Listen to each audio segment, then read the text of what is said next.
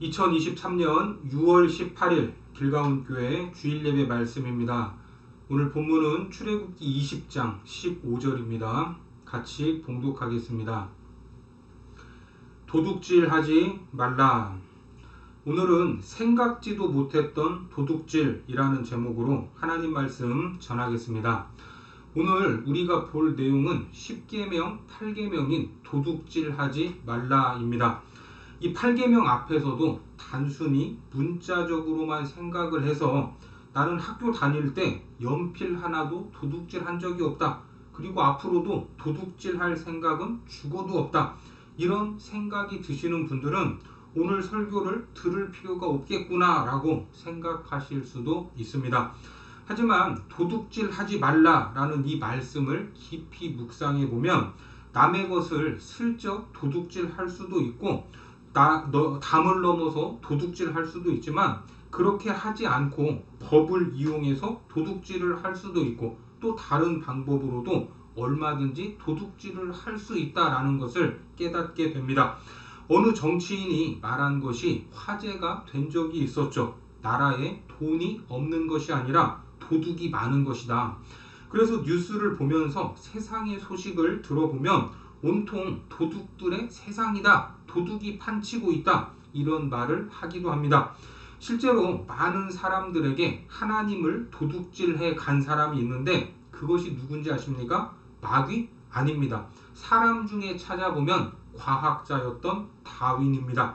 온 인류는 하나님이 천지를 창조하셨고 인간을 지으신 이가 창조주 하나님이라고 믿고 살았습니다. 그랬던 우리들을 다윈이 진화론 학설을 통해서 인간은 하나님이 지은 존재가 아니고 아메바가 진화해서 사람까지 됐다. 이렇게 주장을 한 겁니다. 그래서 사람을 하나님에게서 뚝 떼어서 동물 그룹에 집어넣었습니다. 그 진화론을 밟고 나온 사상이 바로 공산주의 사상이고 공산주의 혁명을 일으킬 때 가장 많이 사용했던 단어가 있는데 그들의 의식을 사로잡고 있던 단어가 바로 약육강식, 적자 생존이라는 말입니다. 이것이 뭡니까? 다윈이 썼던 종의 기원에서 적자 생존론을 처음 사용했던 겁니다. 강한 자만 살아남고 약한 자는 강한 자에게 먹히게 되어 있다. 그러니까 동물의 세계뿐만 아니라 우리도 우리 조상들에 의해 적자 생존을 하고 있다는 것입니다. 이런 사상에 물들었던 레닌과 모택동 같은 사람들이 공산정권을 수립해서 얼마나 많은 사람을 죽였습니까? 중국의 모택동은 중국을 통일시킨 영웅으로 칭송을 받기도 합니다. 중국의 많은 부족을 도둑질했고 그들의 재산을 도둑질했습니다. 그 과정이 순탄하지 않았죠. 사실 중국 이야기를 할 것도 없습니다. 바로 우리 위에 있는 북한 정권만 봐도 그렇습니다. 김일성, 김정일, 김정은으로 이어지는 김씨 일가는 사유재산을 모두 몰수해서 자기들의 재산으로 만들었습니다. 그리고 인민들은 굶어 죽어도 자기들은 초호화 사치를 누리면서 살고 있지 않습니까? 우리는 이 세상을 착하고 선량하게 살고자 하지만 세상에 보면 너무나 많은 도둑들이 있다 하는 것을 알 수 있습니다. 이사야 1장 23절에도 보면 이렇게 말씀하고 있죠. 내 고관들은 패역하여 도둑과 짝하며 다 뇌물을 사랑하며 예물을 구하며 고아를 위하여 신원하지 아니하며 과부의 송사를 수리하지 아니하는도다. 우리나라에도 해마다 장관, 고위공무원, 국회의원들의 재산이 공개되고 있습니다. 그런데 공개될 때마다 논란이 되는 사람들이 나오죠. 해마다 공개되기 때문에 1년 사이에 일반 상식을 뛰어넘는 재산의 증가가 있으면 사람들의 주목을 받을 수밖에 없습니다. 그런데 그 사람들이 남의 집 담을 넘어서 훔친 것은 하나도 없습니다. 그저 법을 잘 알고 있는 사람들은 그 법을 이용해서 재산을 늘렸고 요직에 있는 사람들은 고급 정보를 가지고 먼저 선점을 해서 재산을 늘린 겁니다. 그런데 이런 행위도 전부 도둑질로 볼 수 있다는 겁니다. 그래서 선량한 사람들 중에는 이 말씀을 보고 화를 내기도 합니다. 바로 히브리서 9장 27절 말씀입니다. 같이 봅니다. 한 번 죽는 것은 사람에게 정해진 것이요 그 후에는 심판이 있으리니. 지금 살아가는 삶도 살기가 힘들어서 가까스로 살아가고 있는데 죽은 후에 또 심판이 있다라고 하니까 화가 난다는 겁니다. 그러면 이 말씀이 무슨 말인가? 하나님이 인간을 창조하시고 그 인간에게 자유의지를 주셨습니다. 그렇죠? 쉽게 말하면 선악과를 따먹을 자유, 따먹지 않을 자유, 하나님을 경외할 자유, 거부할 자유, 이런 자유의지를 주시고 인간을 기계나 로봇처럼 다루지 않았습니다. 인격적으로 대하셨던 겁니다.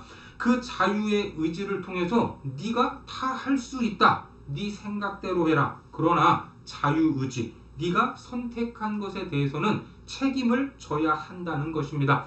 이 도둑질 하지 말라. 도둑질을 안 하고 살 수도 있고 하고 살 수도 있습니다. 그건 내가 너에게 부여한 자유의지다. 그런데 한 가지 알아야 할 것이 있는데 그것은 한 번 죽는 것은 정해진 것이지만 그 후에는 심판이 있다라는 말입니다. 한마디로 하나님이 계산하실 때가 온다는 것입니다. 이 부조리한 세상, 도둑들이 여기저기에 널려 있고 큰 도둑들은 큰 소리를 치면서 살고 있죠. 그리고 좀도둑들은 교도소에서 살고 있습니다. 그러나 주님은 말씀하십니다. 나중에 다 계산할 때가 온다.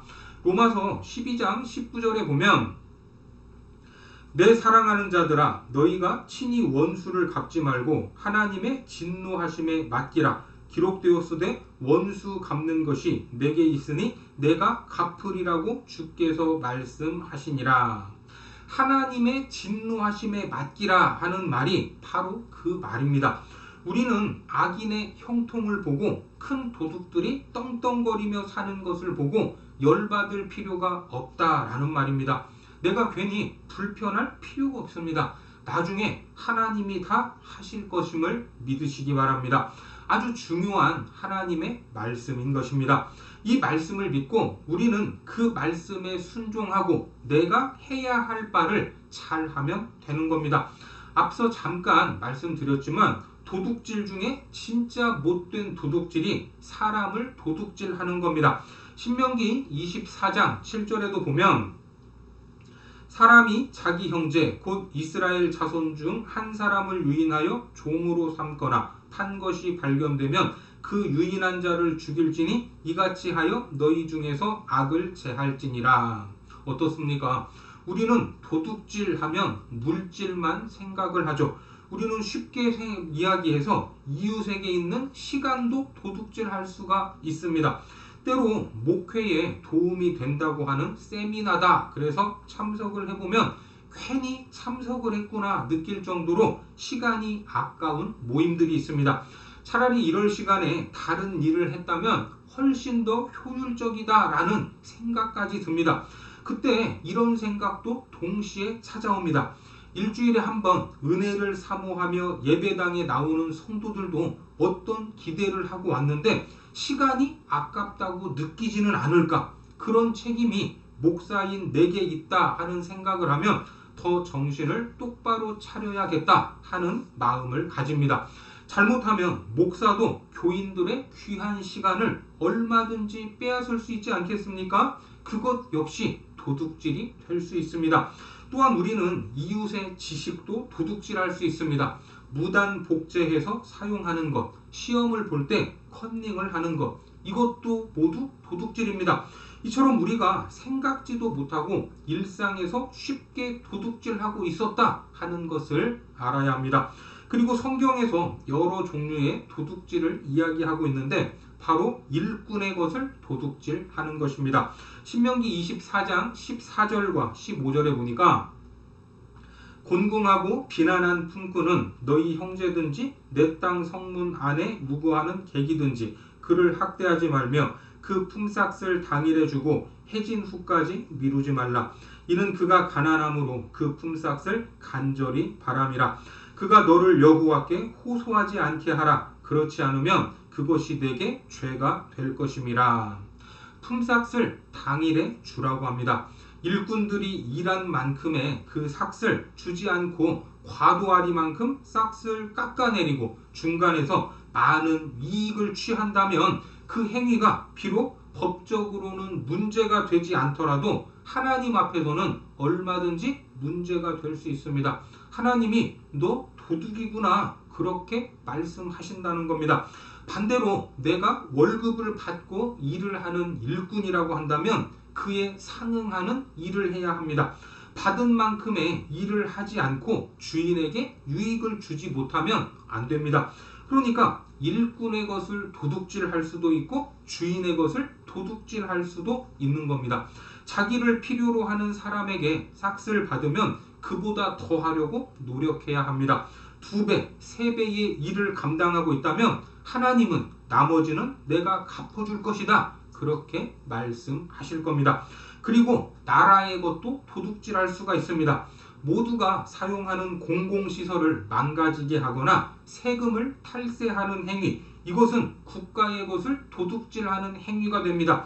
또한 아무 생각 없이 다음 세대에도 사용하고 누려야 할 귀한 자원들을 도둑질할 수도 있다는 겁니다. 호주에 다녀오신 어느 목사님이 경험한 이야기입니다. 밤에 전깃불이 별로 없어서 의아해했다고 합니다. 호주라는 나라가 그렇게 못 사는 나라도 아닌데 왜 그러냐라고 물었더니 후대를 위해서 자원을 아낀다라고 말했답니다. 우리도 그런 지혜가 필요하지 않겠습니까? 우리는 이거는 도둑질이 아니다라고 생각할 수도 있지만 엄밀히 따지면 도둑질이 될 수 있다는 겁니다. 계속해서 레위기 19장 9절과 10절을 보겠습니다.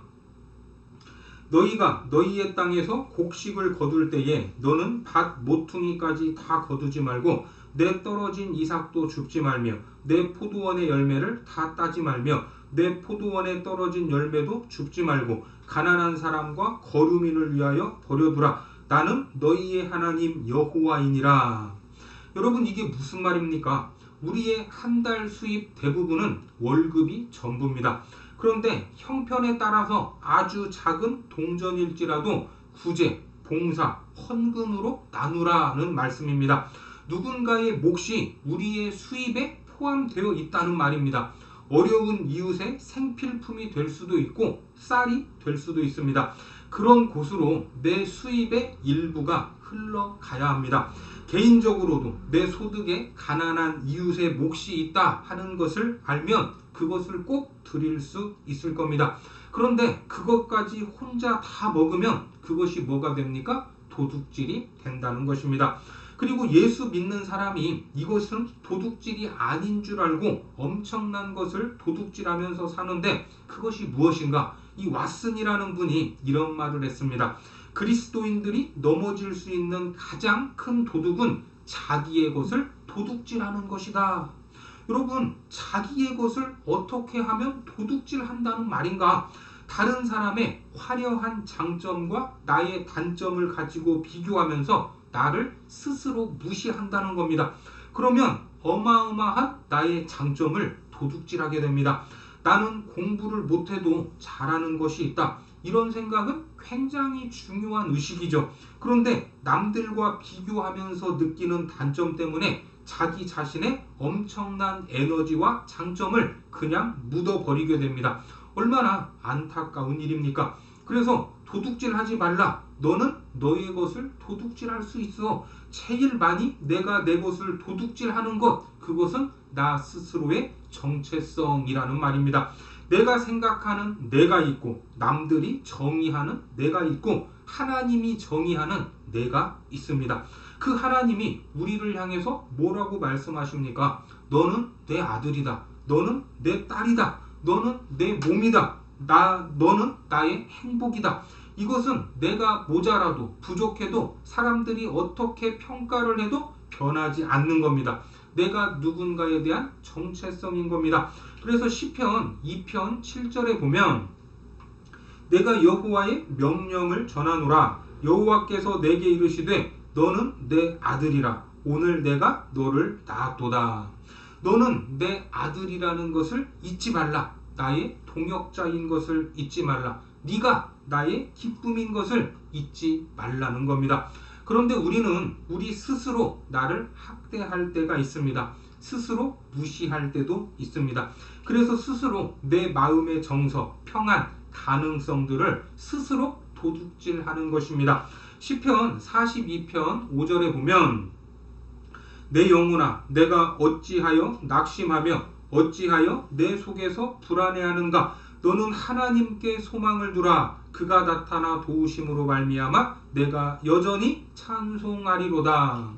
파도처럼 낙심이 밀려오고 불안이 밀려오는 겁니다.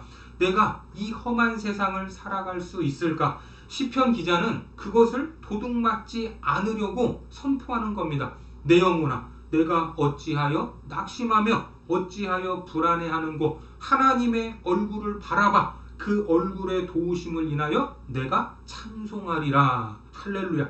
우리가 세상을 살다 보면 세상이 크게 보이고 나는 작게 보일 때가 있습니다. 정글 같은 세상, 강한 자들, 있는 자들, 잘난 사람들을 보다가 나를 바라보면 나는 이 속에서 살아갈 수 있을까? 세상이 두려워질 때가 있습니다. 그럴 때 읽기만 해도 회복이 되는 글이 있는데 우리 같이 한번 읽어보겠습니다. 나는 존귀한 자다. 왜? 나의 몸값은 예수님 몸값이기 때문이고 하나님이 나의 아버지이기 때문이고 만왕의 왕 만주의 주가 나의 목자이기 때문이다. 나는 약한 자가 아니다. 왜? 하나님의 풍성한 사랑 속에 살고 있기 때문이고 예수님의 손안에 내가 있기 때문이고 성령님의 귀한 동역자로 쓰임받고 있기 때문이다. 나는 세상을 두려워할 이유가 없는 사람이다. 왜? 하나님이 지켜주시고 예수님이 함께하시고 성령님이 도와주시기 때문이다. 나의 미래는 밝다. 왜? 나를 위해 놀라운 계획을 가지고 계시고 나를 위해 큰 복을 예비하셨고 나를 단련하신 것만큼 쓰시기 때문이다. 나는 삶이 고달파도 행복하다. 왜? 고달픔을 통해 내 그릇을 키우기 때문이고 내 인격을 깊게 하기 때문이고 세상을 이길 저항력을 키우기 때문이고 고달픈 자를 위한 치유자로 만들어주기 때문이다. 사역이 힘들어도 나는 행복하다. 왜? 힘들수록 하나님이 가까이 계시기 때문이고 상급이 크기 때문이고 그 속에서 배울 것이 많기 때문이다. 나는 죽음도 두렵지 않고 좋다. 왜? 육신의 장막을 떠날 때 예수님이 함께 하기 때문이다. 세상보다 더 좋은 낙원으로 이민 가기 때문이다. 이제는 죄 짓지 않고 주님을 섬길 수 있기 때문이다. 복음 때문에 조롱당하고 멸시당하고 순교당하는 것이 주님께 드리는 최고의 예배이기 때문이다. 그렇습니다. 그리고 다음으로 우리는 나뿐만 아니라 무심코 이웃의 정서를 수없이 도둑질하고 산다 하는 것도 인식해야 합니다. 가장 가까이 있는 사람들, 가장 가까운 사람들의 정서를 도둑질할 때가 있는데 희망을 꺾기도 하고 행복한 마음에 초를 쳐버리기도 합니다. 그러면 그런 상처가 한 달, 1년, 평생을 구겨버릴 수도 있다는 겁니다. 내 한마디로 한 사람의 삶이 그렇게 망가진다면 얼마나 두려운 일입니까? 네가 뭐 한다고 그래? 네가 할 수 있는 게 뭐야? 그렇게 우리 자녀들의 에너지, 정서를 완전히 도둑질할 수도 있습니다. 인간에게 최초의 도둑이 누굴까 생각을 해보면 바로 사탄이죠. 사탄이 우리에게서 하나님을 도둑질해 갔습니다. 그리고 진화론을 통해서 또 사탄은 하나님을 또 한 번 도둑질해 버립니다. 그리고 평화로운 세계를 완전히 정글로 바꿔버렸습니다. 하지만 하나님은 도둑질하지 말라라는 이 8계명을 통해 사탄에 편승하여 도둑질하는 인생을 살지 말라 이렇게 명령하고 계시는 겁니다. 오히려 우리는 어떻게 살아야 합니까? 에베소서 4장 28절에 보면 도둑질하는 자는 다시 도둑질하지 말고 돌이켜 가난한 자에게 구제할 수 있도록 자기 손으로 수고하여 선한 일을 하라. 남의 것을 훔치는 도둑질을 멈추고 네가 수고해서 남의 부족한 것까지 채워주는 자가 되어야 된다 하는 말씀입니다. 이제 우리는 하나님이 주시는 물질의 수입과 영적으로 부어주시는 풍성한 은혜를 통해서 그 수입에 포함되어 있는 것을 나누어야 하고 그 은혜를 통해서 다른 사람들을 세우고 격려하는 삶으로 나가야 합니다. 그렇게 나누면 줄어드는 것이 아니라 놀랍게도 더 풍성해지고 땅 위에 가득 넘치는 것, 그것이 하나님의 법칙입니다. 요한복음 10장 10절에 보면 도둑이 오는 것은 도둑질하고 죽이고 멸망시키려는 것뿐이요 내가 온 것은 양으로 생명을 얻게 하고 더 풍성히 얻게 하려는 것이라. 도둑질하지 말라 하는 이 말씀에 순종하여 우리를 더 풍성히 하시는 하나님의 축복이 저와 여러분들의 가정과 삶 가운데 가득하기를 주님의 이름으로 축원합니다. 기도하겠습니다. 하나님, 8계명 앞에서 우리의 삶을 뒤돌아볼 때 나도 모르게 도둑질했던 것들이 많이 있었음을 보게 됩니다. 무엇보다 하나님 앞에서 정직하게 서기를 원하오니 깨닫게 하신 우리의 죄악들을 다시 범하지 않도록 도와주옵소서. 그리고 우리에게 생명을 주시고 풍성한 삶을 살게 하신 주님의 사랑과 축복을 더 많이 나누고 베푸는 삶이 되도록 인도하여 주옵소서. 예수님의 이름으로 기도드립니다. 아멘.